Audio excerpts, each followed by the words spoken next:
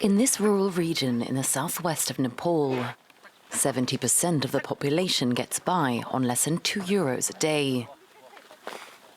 In the villages, the houses are built from mud and straw. Today, Danvi, not her real name, is a happy teenager, but she was sold into slavery when she was only 7 years old. Her father sent her to work for a wealthy family in the region. I didn't go to school. I had to work for them all the time and look after their children. I was like a bird in a cage, hit with a stick for every mistake. He shouted at me if I didn't work hard. He forced me to get up very early in the morning. She became what's known in Nepal as a Kamalari, a young female slave. Her father says he didn't have a choice, as he didn't have enough money to feed her. I sent her there because I thought they would take care of her education. At the time, I couldn't buy her pencils or paper.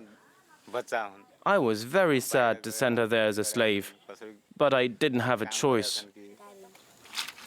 Danvi remained a slave for 8 years before finally being rescued. This type of slavery has existed in Nepal for centuries. To pay a debt, families sell the services of their daughters. The practice was made illegal in 2006, but little has changed.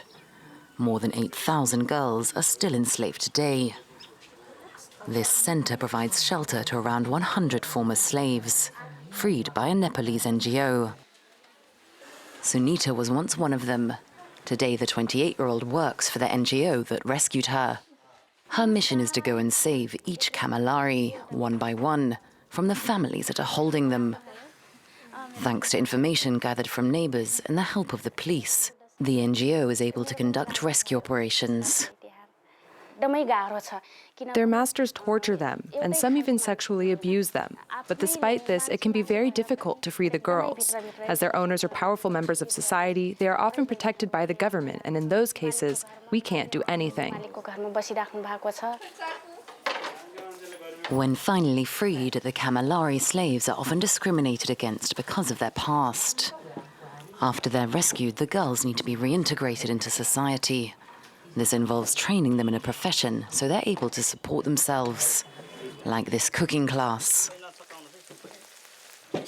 When I was a Kamalari slave, I didn't see myself as having a future. But now, after this training, I'm sure I can leave my past behind and do what I like.